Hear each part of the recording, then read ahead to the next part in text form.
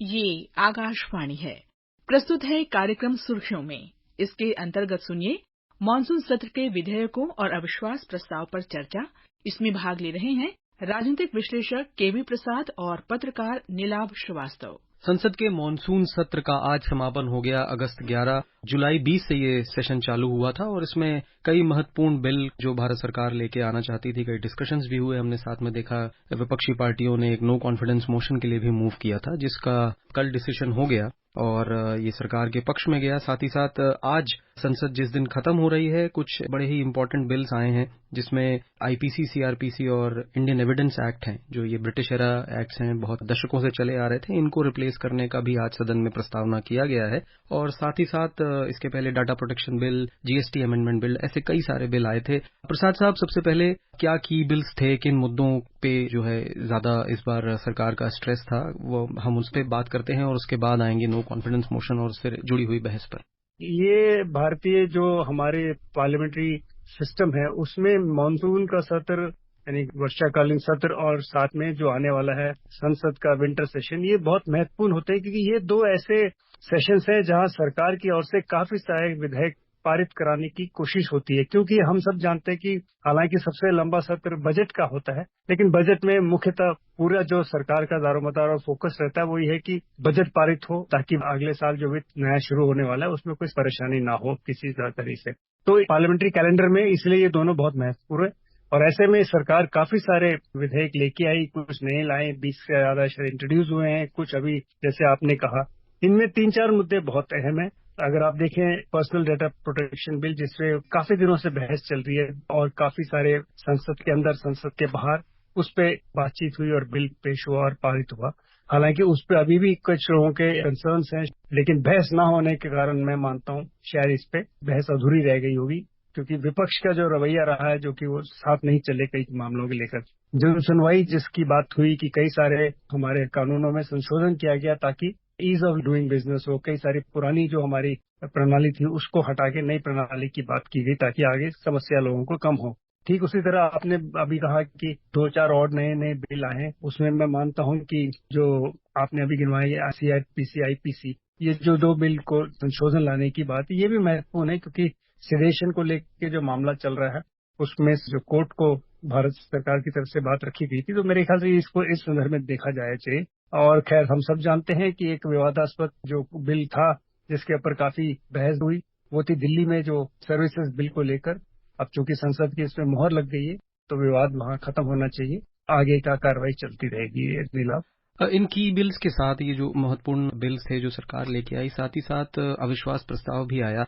और हमने देखा कि जैसे पुराने जो भी सेशंस हुए हैं पार्लियामेंट के, अब ये वाला सेशन पेनल्टीमेट सेशन कह सकते हैं प्रसाद साहब, क्योंकि अब अगले साल जनरल इलेक्शंस हैं, देश में आम चुनाव होने वाले हैं, तो उसके पहले सरकार को कुछ अपना बिजनेस जो है, कुछ बिल्स को जल्दी पारित कराना, ये भी एक उनके एजेंडा में शामिल होगा। मगर हमने उसके साथ जो देखा, जो कार्रवाई थी संसद की, जैसे पहले सेशनों में भी होता रहा है, वॉकआउट्स हुए, प्रदर्शन हुआ, इस बार मणिपुर को लेकर बहुत मुद्दे डिस्कस हुए और इसी के कारण से अविश्वास प्रस्ताव हुआ। तो ये सारी चीजों को कैसे आप देखते हैं जो पिछले 3 हफ्तों का सेशन रहा है?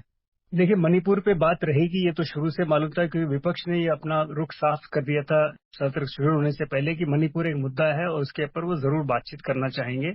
और शायद इसके ऊपर सरकार ने भी कहा कि वो तैयार है, लेकिन खासकर राज्यसभा में तो कौन से रूल के तहत बहस होनी, इस पे बहस होती रही और बहस नहीं हुई जो मणिपुर पे राज्यसभा चाहती थी। तो मेरे ख्याल से ऐसे में विपक्ष के सामने जो उन्होंने सबसे अपना बड़ा पार्लियामेंट्री उनके पास जो हथियार कह लीजिएगा, वो उन्होंने उसको प्रयोग में लाए, जिसके तहत अविश्वास प्रस्ताव पेश किया। और ये ठीक है, संसदीय प्रणाली में है हमारे पास ऐसा प्रावधान, तो वो लेके आए। उसका हालांकि सबको मालूम था, जो इन्होंने प्रस्तावना भेजा और प्रस्ताव जो इन्होंने कांग्रेस की तरफ से पेश हुआ, कि ये संख्या बल सरकार के साथ है, तो किसी हालत में इसमें कोई ऐसा निर्णय नहीं निकलेगा जो लोगों को आज आश्चर्यित करे। लेकिन इसमें एक, जैसे कहते हैं, विपक्ष की रणनीति कहा जाता है कि एक तो वो सारी बातें वो उठा सकती है, क्योंकि ये एक तरह से ओमनिबस मोशन है, क्योंकि आप सीधा एक लाइन का प्रस्ताव देते हैं कि हमें इस सरकार या काउंसिल ऑफ मिनिस्टर पे विश्वास नहीं रहा, तो उसमें बहस चलती है। हालांकि मणिपुर केंद्र बिंदु था, लेकिन आपने भी सुना होगा जो 3 दिन बहस चली, तमाम सारे मुद्दे उठे, विपक्ष ने अपनी बात रखी अलग अलग मुद्दों पे, और वहीं पे सत्ता पक्ष ने भी जोर से पुरजोर तरीके से अपनी बात रखी, क्या उन्होंने किया, किस तरह के कार्य होता रहा। तो एक स्ट्रैटेजिकली जो हल था वो मालूम था सबको, लेकिन उसका जो लिमिटेड पर्पस यही था, जो सरकार के खिलाफ जो अपोजिशन पार्टी है वो जो गिनवाना चाहती थी कि आपने ये नहीं किया, आपकी विफलताएं, वो उनको रखने का एक मौका मिला। और उसका जवाब कल, जिसे सब जानते हैं, प्रधानमंत्री जी ने दिया उनकी सरकार की तरफ से। तो बात वहां पे आई है गिलाप। अविश्वास प्रस्ताव पे जब बहस हो रही थी प्रसाद साहब, तो हमने ये देखा कि अलग अलग दलों को समय दिया गया और सभी ने अपने अपने मुद्दे उठाए। मणिपुर पे भी लोगों ने बात की, कुछ लोगों ने रीजनल मुद्दों पर भी बात की। सरकार की तरफ से प्रधानमंत्री, गृह मंत्री और अलग अलग जो बीजेपी के केंद्रीय मंत्री हैं और दूसरे मंत्रियों ने भी अपना पक्ष रखा। उन्होंने गवर्नेंस की भी बात की, उन्होंने अपने फिगर्स भी दिए कि किस तरह से उन्होंने काम किया है 2014 से लेके अब तक। साथ में जो विपक्ष का कहना था कि मणिपुर में किस तरह से सरकार की क्या फेलियर्स रही हैं उस पर। तो जो स्टेटमेंट्स हुए, अगर आप उनमें कुछ हाइलाइट्स देना चाहें प्रसाद साहब, कि किस तरह से ऑपोजिशन के क्या मेन पॉइंट्स रहे, और उसके बाद स्पेशली जो प्रधानमंत्री, गृह मंत्री और कुछ मंत्रियों ने अपने ट्रैक रिकॉर्ड को बताया कि गवर्नेंस क्या, और साथ में मणिपुर के बारे में भी बताया कि किस तरह के प्रयास उठाए जा रहे हैं कि अब 3 महीने हो गए हैं वहां पर, मगर हम शांति बहाली की प्रयास अभी भी जारी किए हुए हैं। ये मेरे ख्याल से नीला एक बहुत जरूरी बात है। और जैसे शुरुआत में आपने कही, एक तरह से ये पेनल्टीमेट सेशन है, यानी कि अगर देखिए आज जो पॉलिटिकल सिस्टम में हमें सब जानते हैं कि अगले अप्रैल मई के बाद हमारे आम चुनाव होने की संभावना है। तो ऐसे में 2 ही सत्र ऐसे हैं जो महत्वपूर्ण है। एक तो जो अभी मानसून सेशन खत्म हुआ, अगला आने वाला विंटर, और उसके बाद बजट। और हम सब जानते हैं कि वो बजट सेशन सिर्फ वोट ऑन अकाउंट लिया जाता है, कोई नई चीजें बहुत ज्यादा नहीं लेके आते, कोई जरूरी कानून है वो पास किया जाए। तो ऐसे में ये 2 ही ऐसे सत्र बचे। सरकार के पास एक बहुत अच्छा मौका था अपनी बात रखने के लिए और उजागर करने के लिए वो सारा काम जो उन्होंने पिछले 10 साल में किया, 9 साल में, और खासकर पिछले 5 साल में। तो उस तरह से सरकार के पास बहुत अच्छा मौका था। और यही वजह थी, अगर आप देखें, चाहे वो गृह मंत्री हो, चाहे वो नागरिक उड्डयन मंत्री हो, चाहे वो अर्बन डेवलपमेंट मिनिस्टर हो, चाहे वो महिला और बाल विकास मंत्री हो, सबने अपनी बात को जोर से भी रखा और विपक्ष के खिलाफ कटाक्ष भी किया। और कई जगह संदर्भ में बताया कि विपक्ष जो आज कांग्रेस पार्टी जब सत्ता में थी तो उन्होंने किस तरह चीजों को उजागर किया। मसलन कल जैसे प्रधानमंत्री जी ने एक बात रखी कि मणिपुर के संदर्भ से पहले जब उन्होंने कहा मिजोरम में जब हमारे यहाँ भारतीय वायुसेना का इस्तेमाल किया गया, उन्होंने एक बात रखी, या उससे पहले ब्लू स्टार की बात बताई। और गृह मंत्री ने भी गिनवाया कि किस तरह से दिल्ली का जो सर्विसेज बिल था उसमें भी कि आम आदमी पार्टी की जो रवैया रहा किस तरह से रहा, और क्या वजह थी कि किस तरह सरकार जो पहले अध्यादेश लाई और उस अध्यादेश को रिप्लेस करने के लिए बिल लाई, उसके पीछे क्या कारण थे। तो इससे क्या होता है कि कई चीजें जो हमेशा रोजमर्रा की हम जिंदगी में कई चीजें हम नहीं पढ़ पाते, संज्ञान ले पाते हैं, जब इस तरह की डिबेट होती है तो ये सारे मुद्दे केंद्रित होके एक फोकस तरीके से सरकार अपनी तरफ से रखती है। और वहीं ठीक उसी तरफ विपक्ष को भी एक ऐसा मौका हुआ। और जैसे आपको ज्ञात होगा, विपक्ष की तरफ से राहुल गांधी ने जो बात रखी, कांग्रेस की बात रखी, चाहे सीपीएम ने अपनी बात रखी, जनता दल ने अपनी बात रखी, जो कुछ साल पहले तक बिहार में भारतीय जनता पार्टी की सरकार में थी वहां पे। तो ऐसे में जो हमारे यहाँ डाइकोटमी कही है, विडंबना कही है, वो भी उजागर होता है। साथ ही साथ ये है कि जैसे एक मुद्दा था, जैसे आपने मणिपुर के अलावा विदेशी मामलों में चीन के ऊपर 2-4 वक्ताओं ने बात रखी। अगर आप भी जानते हैं, पिछले कई सालों से कोशिश रही है विपक्ष के नेताओं की चीन के ऊपर कोई ना कोई बहस हो, और सरकार ने उसको कहा कि नहीं भाई ये संवेदनशील मामला है। तो ये मौका था, उन्होंने उठाया, अपनी बात रखी। तो ये बिल्कुल जैसे कहते हैं, जैसे मैंने आपको शुरुआत में कहा, एक ओमनीबस मोशन होता है जिसमें किसी भी मुद्दे, चाहे प्रांतीय मुद्दे हों, जिसका आपने भी जिक्र किया, जो प्रांतीय पार्टी है वो अपने प्रांत की बात इस वक्त रखती है। जैसे बीजू जनता दल की तरफ से कहा गया कि जी हम जानते हैं हम इस मोशन को अपोज कर रहे हैं, लेकिन हम सरकार से उम्मीद करते हैं कि जो हमारी जो विश लिस्ट है वो सरकार पूरी करे।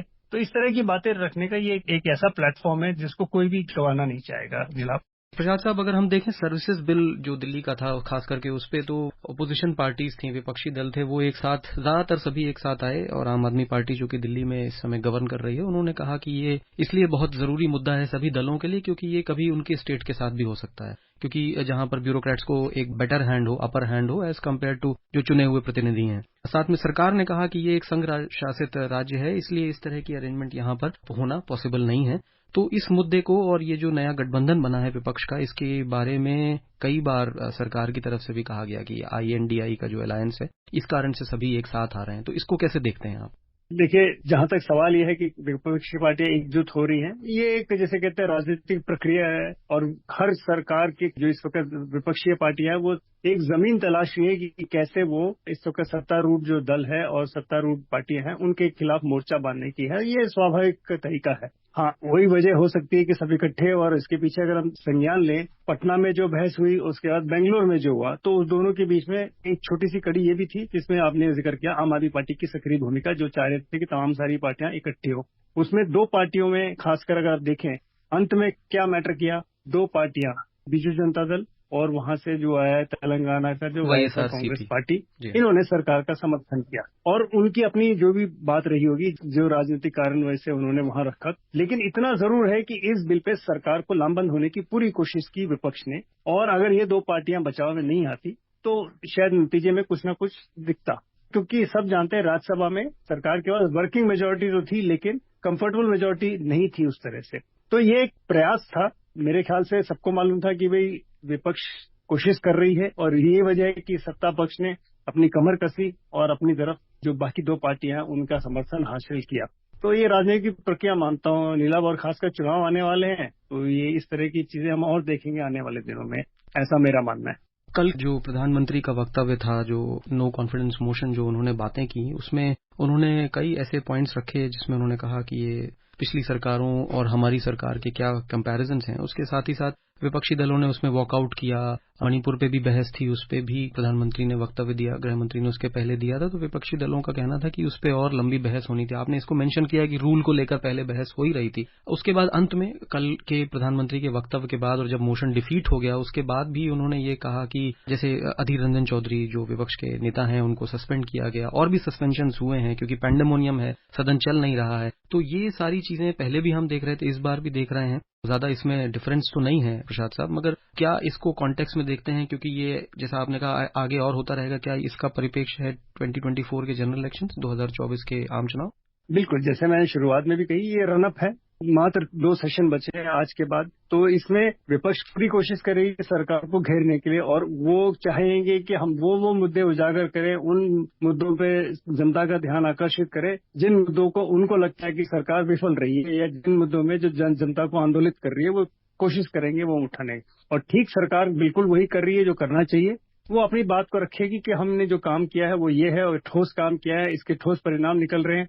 चाहे वो जैसे आपने गृह मंत्री की बात सुनी और मंत्रियों की बात सुनी, नल से जल की बात की, जो घर घर में रसोई गैस की बात की, गरीब उत्थान की बात की, चाहे वो अलग सांसद भारतीय जनता पार्टी की वजह से बोले, तो ये बिल्कुल जिसे कहते हैं स्टैंडर्ड एक्सेप्टेड लाइंस पे ही चला है। और सरकार की तरफ से जब भी प्रहार हुआ वो चाहेगी दिखाना कि हमने जितना ठोस काम किया, विपक्षी पार्टियों के पास जब सत्ता थी, जब वो सत्ता पे थे, उनका काम इतना मजबूत नहीं था, और वही वजह थी कि वो हटे और आज की वर्तमान सरकार को जनता ने शासन सौंपा। तो ये चलेगा, और ये बहस जैसे मैंने कहा आने वाले सेशन में इसकी परछाई और पड़ेगी। और उससे पहले हम देखेंगे क्योंकि 3-4 राज्यों में चुनाव होने वाले हैं, उस संदर्भ में भी देखिए, और अगले बात तो बजट सेशन के तुरंत बाद लोकसभा के चुनाव होने। तो ये जिसे कहते हैं कि ये स्क्रिप्ट जिस तरह दिखता है, पार्लियामेंट के पिछले कितने सदन निकाल के देख लीजिएगा, 20-25 साल से देखिए, व्यवधान पहुंचा है। विपक्षी पार्टियां जो उस वक्त की विपक्षी पार्टी थी, उनका जो तरीका रहा है यही है।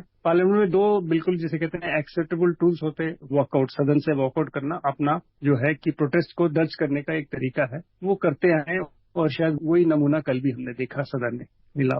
बिल्कुल, आज दोनों ही सदन साइने डाई स्थगित हो गए हैं। अब हम जैसा कि प्रसाद साहब ने भी कहा कि अब विंटर सेशन की तैयारी है, और साथ ही साथ आज का इम्पोर्टेंट अगर मैं एक सम अप करूं, और ये सारी जो बहस थी, जो बिल्स पास हुए अंत में भी बड़े इम्पोर्टेंट, और जैसे आज जो आईपीसी, सीआरपीसी और इंडियन एविडेंस एक्ट को रिप्लेस करके, जिनके अब नए नाम है भारतीय न्याय संहिता, ये आईपीसी को रिप्लेस करेगा, भारतीय नागरिक सुरक्षा संहिता ये सीआरपीसी को रिप्लेस करेगा, और भारतीय साक्ष्य बिल ये इंडियन एविडेंस एक्ट को रिप्लेस करेगा। तो ये बहुत इंपॉर्टेंट मुद्दे हैं। अब ये गृह मंत्रालय की स्थायी समिति में जाएंगे, और पूरी उम्मीद है कि इन बिल के साथ साथ और भी कई दूसरे मुद्दे जो शायद अभी इस बार डिस्कस हुए हैं, डेटा प्रोटेक्शन बिल से भी रिलेटेड कुछ और पॉइंट्स हो सकते हैं, तो वो अगले सेशन में जरूर डिस्कस होंगे। अपना समय देने के लिए धन्यवाद। धन्यवाद। अभी आप सुन रहे थे मानसून सत्र के विधेयकों और अविश्वास प्रस्ताव पर चर्चा। इसमें भाग ले रहे थे राजनीतिक विश्लेषक केवी प्रसाद और पत्रकार नीलाभ श्रीवास्तव। ये कार्यक्रम आकाशवाणी के समाचार सेवा प्रभाग द्वारा प्रस्तुत किया गया। इसे आप हमारे mobile app news on AIR और YouTube channel news on AIR official पर भी सुन सकते हैं। इस कार्यक्रम के संबंध में आप अपनी प्रतिक्रिया हमें ईमेल के माध्यम से भेज सकते हैं। ईमेल पता है airnsttalks@gmail.com।